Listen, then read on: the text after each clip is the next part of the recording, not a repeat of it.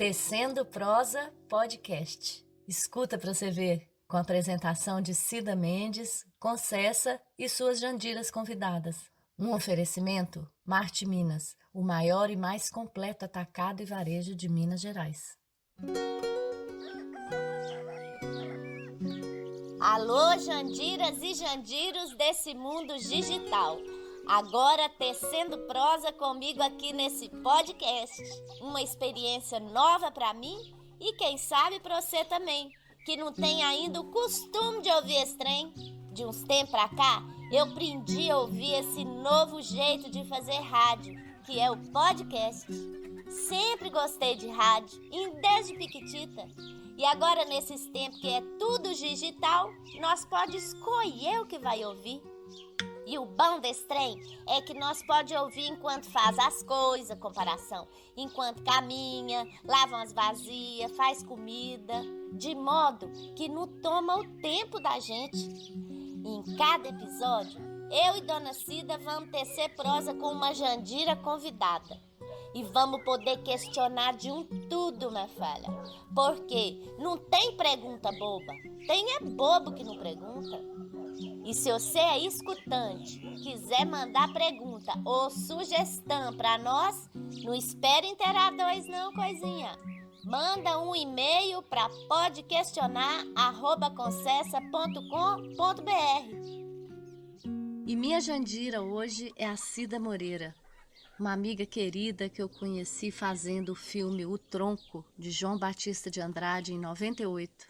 E de lá para cá, a gente nunca mais se separou. Ela é atriz, cantora, pianista, professora de canto. Se eu for falar dela aqui, a gente vai gastar o tempo do programa inteiro e não vai falar a história que ela quer contar pra gente hoje.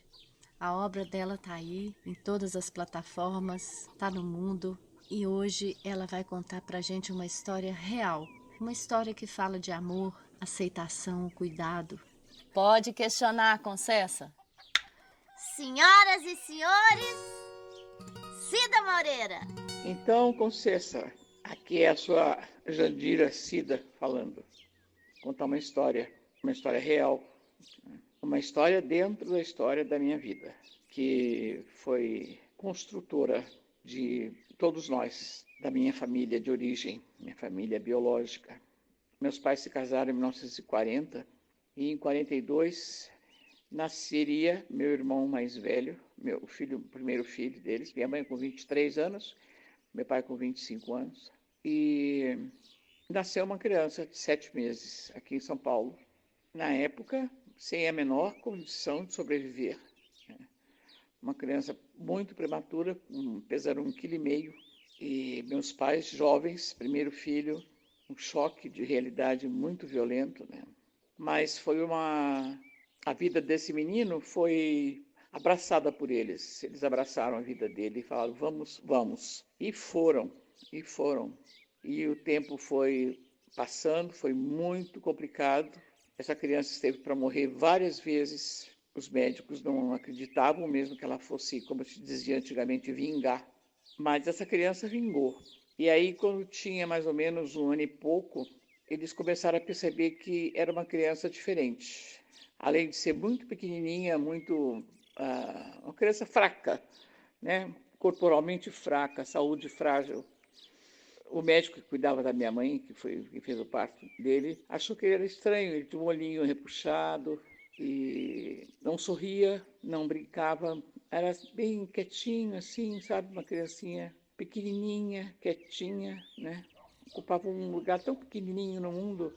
Mas aí foram fazendo umas investigações médicas, as possíveis na época, e disseram, né, para meus pais que ele tinha uma doença de nascença, que não é genética, é um acidente, é um cromossomo a mais, um cromossomo 23 a mais, e que era uma doença que na época ele era considerado um retardado mental. Qualquer pessoa que tinha qualquer problema era retardado mental, né?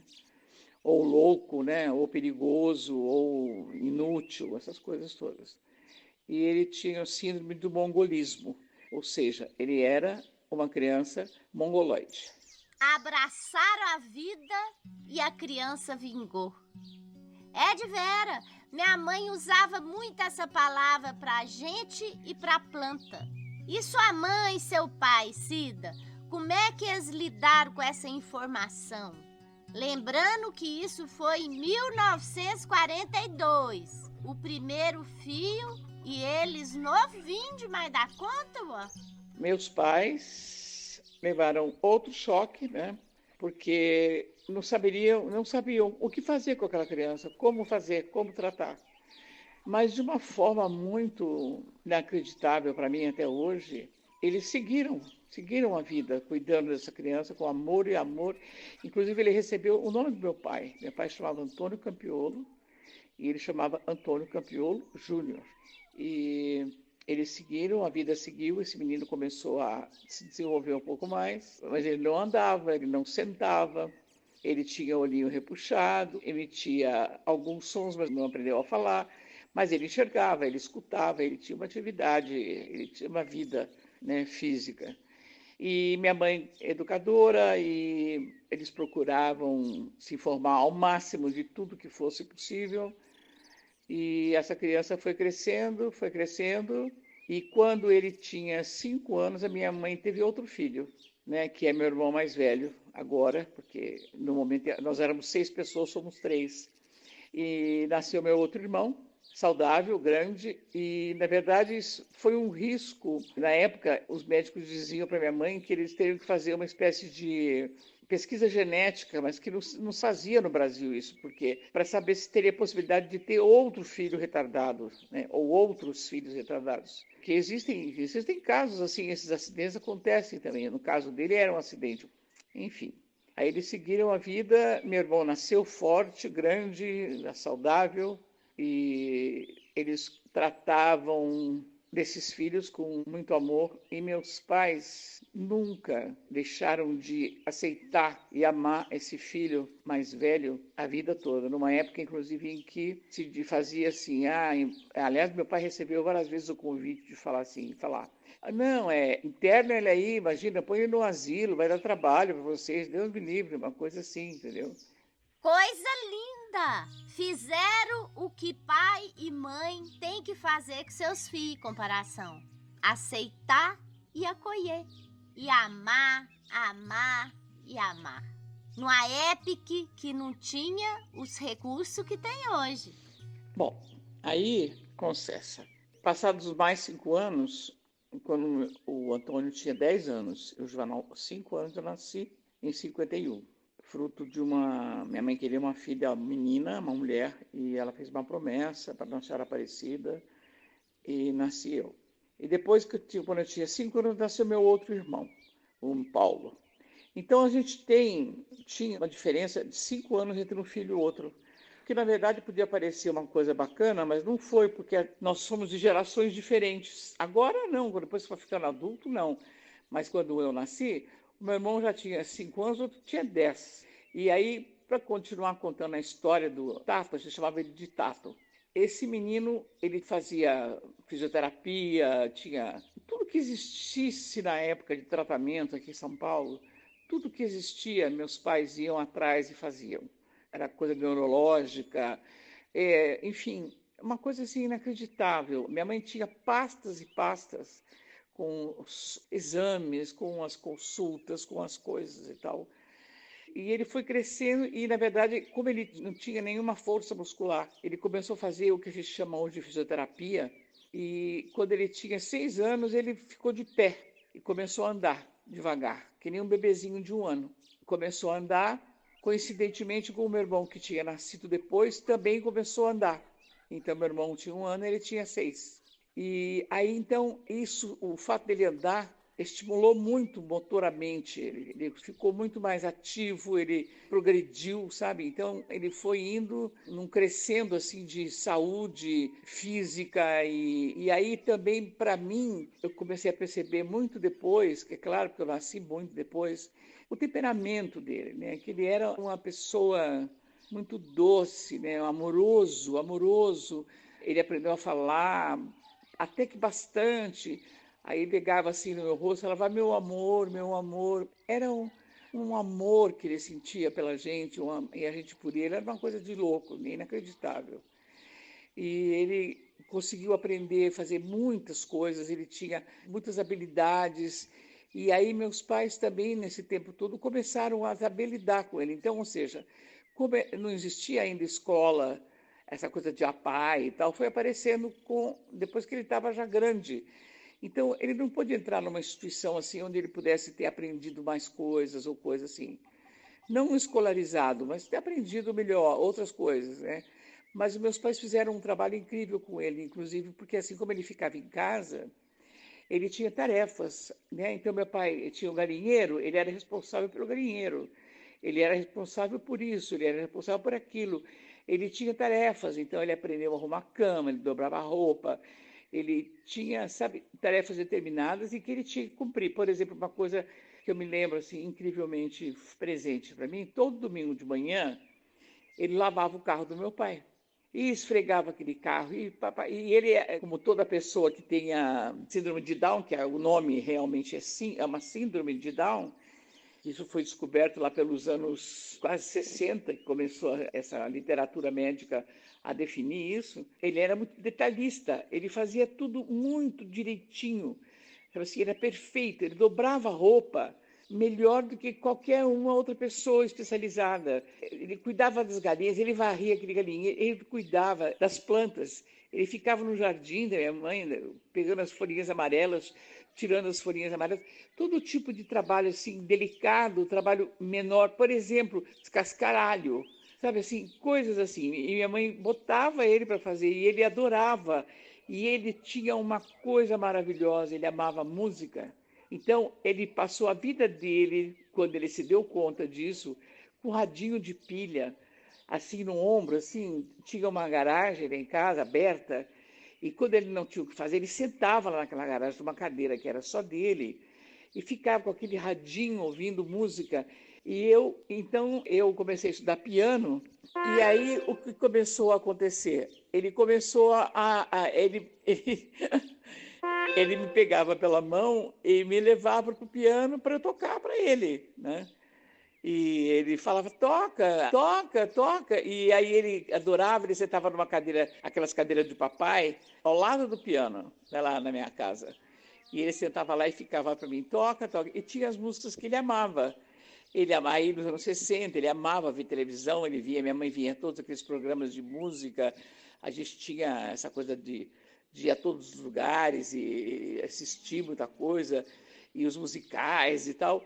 Minha mãe adorava o Roberto Carlos, minha mãe adorava o Aguinaldo Raiol, ele adorava a música do Aguinaldo Raiol, que era assim, em plena praia, no céu azul brilhava o sol. Ele adorava essa música, né?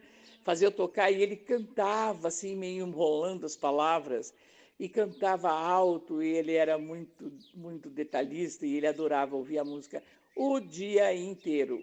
Aquele radinho dele gastava pilha, praticamente todo dia tinha que trocar a pilha do rádio, porque ele dormia, inclusive. Então, ele tinha o quarto dele, ele cuidava das coisas dele, sabe? Ele não tinha nenhum tipo de dependência física, nada, sabe? Ele se vestia, ele andava sempre de calça social, com camisa e suspensório, né? Ele era gordinho e usava bota ortopédica. Então, ele tinha bota, a vida inteira usou bota e as calças com suspensório. Eu até hoje tenho guardado aqui em casa um suspensório dele que minha mãe me deu depois que ele morreu. Ficou comigo. A única coisa que eu tenho dele, fora as milhares de lembranças e fora o fato de que ele foi uma pessoa determinante na minha vida. O Tato, então, foi seu primeiro fã, Mafalda. Ele tinha gosto musical e amor por essa irmã. Coisinha, lembrei daquela música do filme A Cor Púrpura, que eu assisti umas 10 vezes.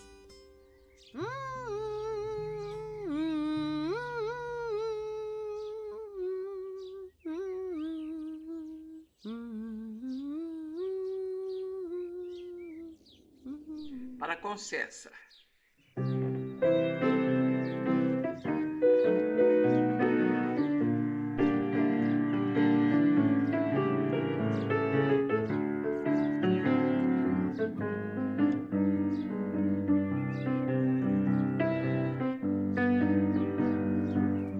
Sister,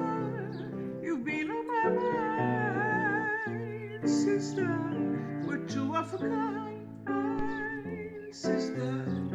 I'm keeping my eyes on you. I bet you think I don't know about singing the blues, sister. I got news for you. Something will show that had a time. It's coffee. I've been on the lonesome road, and I think I'm gonna sun's going down. Oh, but trust me, the Lord's around me around. So let me tell you something, sister. Remember my name, you are Krista. Gonna shoot the stuff away, my sister. We show you got us so lot of fun. So shake your shimmy, sister. Sister. Cause honey, this land is feeling fine.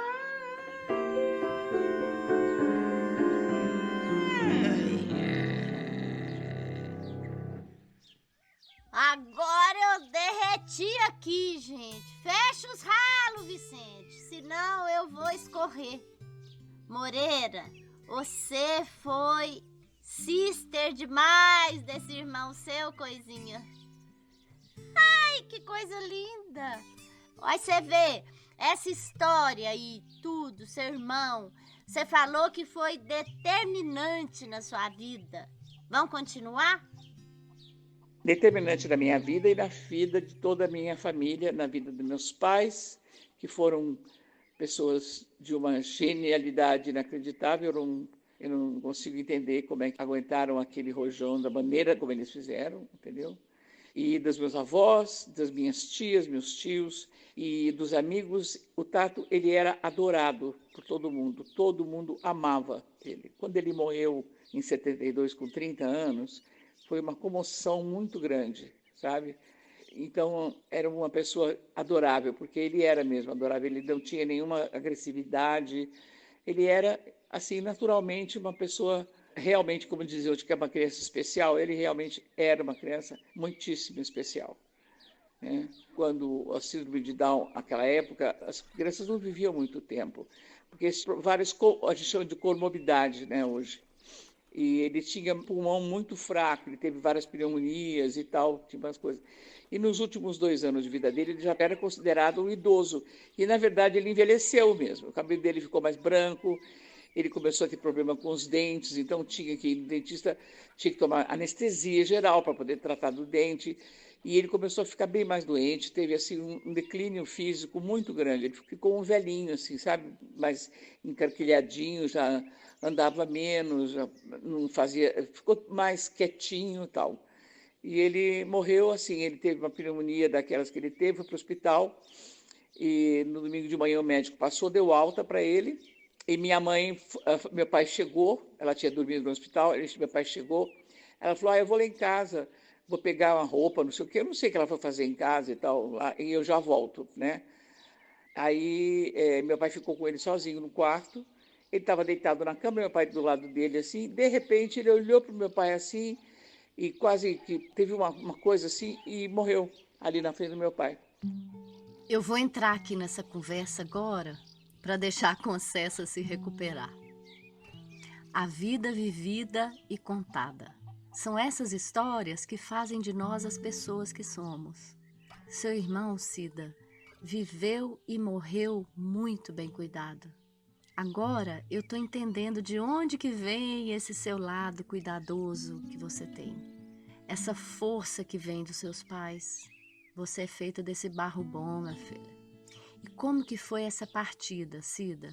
Para você, para os seus pais? Foi uma tristeza porque ele morreu na véspera do meu aniversário, ele foi enterrado no dia do meu aniversário. Mas a imagem mais importante que eu tenho dessa vida toda, Cida, é assim. No enterro dele, quando saiu o enterro, ele foi velado em casa, né? Que naquela época era assim, né? O caixão dele ficou perto do piano, sabe? Eu, até hoje, não gosto de lembrar dessa imagem. Eu me lembro que nós fomos para o enterro dele, com o carro, o meu irmão, o Juvenal de carro, meu pai e eu, minha mãe na frente e eu atrás com meu pai. Eu jamais esquecerei o semblante deles dois, porque a minha mãe, a vida inteira, ela pedia a Deus que ele morresse antes deles, porque eles não podiam imaginar que eles pudessem morrer e deixar esse filho sem eles, né? E minha mãe dizia que ela foi atendida, eles estavam assim com o olhar, o rosto, assim, cumprimos a nossa missão, a vida agora a nossa vida tá feita, o que a gente tinha que fazer nós já fizemos, os outros filhos estão caminhando para as outras vidas, para as suas vidas, e foi isso. E, na verdade, o que terminou acontecendo é que meus pais, depois da morte dele também, depois de poucos anos, também começaram a ficar muito doentes. Minha mãe ficou doente uns 4 anos depois e não foram mais os mesmos, né? Eles cumpriram a missão deles e depois que ele morreu, eles realmente não se entregaram, mas de certa forma não foram realmente mais os mesmos, né? Não foram. A gente hoje tem essa visão assim mais clara a respeito disso, sabe? Então, a minha vida tem essa flecha no meu peito, sabe? Essa vivência. Eu cresci nessa casa com essa criança, com esse menino, que eu demorei bastante para compreender que era aquela criança, como é que não era. E quando eu comecei a compreender, eu também descobri que o amor que eu tinha por ele era absoluto, né? E o amor que meus pais tiveram por ele, a dedicação, o cuidado, a responsabilidade, foram coisas que eu não tenho a menor possibilidade de avaliar. Minha avó, a mãe da minha mãe também, né? Foi uma pessoa que ajudou demais a minha mãe nisso tudo. E eu acho sim que foi um impacto violento para os dois começarem a vida de casados, uma situação como essa, né? E eu acho que dentro das possibilidades deles, eles foram absolutamente heróicos, não por isso, por aquilo, mas por terem suportado essa carga, essa frustração, essa dor e a aceitação depois absoluta daquele ser, né, gerado por eles. E meu irmão percorreu todos os médicos possíveis. Você que é de Minas, meus pais levaram ele inclusive no Arigó. Ele foi para os Estados Unidos para um médico um neurologista, que ele fez um tratamento uma vez e ele melhorou bastante, ele ficou bem mais ativo e mais compreendia melhor as coisas assim, sabe? Ele foi um médico de Boston, meus pais foram de navio, bicho, com ele. Eles percorreram o mundo para cuidar desse filho. E meu pai lutou muito pela vida, né, para conseguir uma condição econômica para cuidar dele. E ele foi cuidado da melhor maneira possível. E ele é o nosso anjo da guarda. Ele é o nosso anjo da guarda. É um homem, né, um menino doce. Ele tinha olho verde, que nem meu avô materno. Era um gordinho assim, de botinha ortopédica, calça sempre alinhada, né? Minha mãe mandava fazer calças de linho e tal, que era mais prático e tal, e camisas de manga curta, fechadinho e arrumadinho, com o colarinho fechado. Ele penteava o cabelinho dele, ele botava perfume e ele entrava na banheira para tomar banho e ficava horas tomando banho, gastava meio sabonete. Tinha dias que ele entrava no banheiro para tomar banho e ficava na banheira até a água gelar, com o radinho sempre do lado. Esse era meu irmão. Aliás, esse é meu irmão. E não sei se eu falei ter tido uma vida com essa circunstância dentro dela e ele ter sido o meu irmão que faleceu, que morreu, né? Perder um irmão é uma coisa muito difícil. Foi a primeira pessoa da família que morreu, tirando meus avós, que já tinham morrido também. Mas essa morte foi muito, muito doída para nós. E foi de uma compreensão extrema para o meu pai, porque ele me disse que quando ele morreu, o médico entrou, ele chamou a enfermeira, o médico constatou que ele tinha tido um infarto, uma coisa, e o médico acho que perguntou para o meu pai se ele queria que fizesse algum procedimento para reanimar ele, alguma coisa assim. E meu pai olhou para o médico e falou assim, não, ele agora já foi, deixa ele descansar. E quando a minha mãe chegou, ele estava lá já, e meu pai... Enfim, eles enfrentaram isso com uma dignidade, uma integridade e principalmente um amor imenso no coração, um amor que eles souberam transferir para os outros filhos, para que a gente tivesse por esse irmão todo o amor e toda a aceitação e toda a sabedoria que dentro daquela sua vida tão limitada ele nos oferecia. E oferecia de graça um amor imenso e, enfim, é isso. Eu tenho muitas fotos dele, um dia eu te mostro, tá bom? Essa Jandira aqui, ó, já andou, viu, filha? Andou. Eu comecei a minha vida já, assim, com uma coisa forte para enfrentar, né? E vamos que vamos.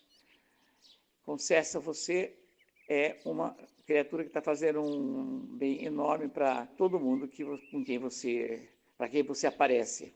Foi bom ter falado essa história do meu irmão. Eu não conto quase para ninguém isso, né? Mas enfim, ele está sempre no meu coração e eu sei que ele cuida, de uma certa forma, ele cuida de nós lá onde ele está, dos irmãos dele que estão aqui, que sobraram. E como vocês podem ver, eu não sou fraca de Jandira, não, fã. Eu sou fraca é pra ouvir isso aqui. Dava um filme. Senhora da Badia. Eu te agradeço, Moreira, de ter deixado aqui no nosso Pode Questionar essa história dentro da sua história. É tão certo como sem dúvida que vai chegar em muita gente que já te conhece como cantora monstra que você é, mas não sabia dessa frecha no seu peito. Um beijo, Cida Moreira, Jandira querida, agradecida e honrada de ter você aqui conosco, viu, Vã? Concessa, um beijo. Obrigada a vocês que chegaram até aqui comigo. O Pode Questionar é uma realização do nosso canal Tecendo Prosa, com produção de Consuelo Lhoa, assessoria técnica de Mara Régia, marketing e design de Lara Moreira, a trilha original é da Zélia Fonseca, mídia social de Lídia Mendes, a sonoplastia e edição de Júlia Fonseca. Roteiro e apresentação, eu, Cida Mendes. Continuamos juntas nas nossas redes, Tecendo Prosa no YouTube, Casa de Concessa Oficial no Instagram e Casa de Concessa no Facebook. Nosso canal e esse podcast têm o patrocínio do Marte Minas, o maior e mais completo atacado e varejo de Minas Gerais.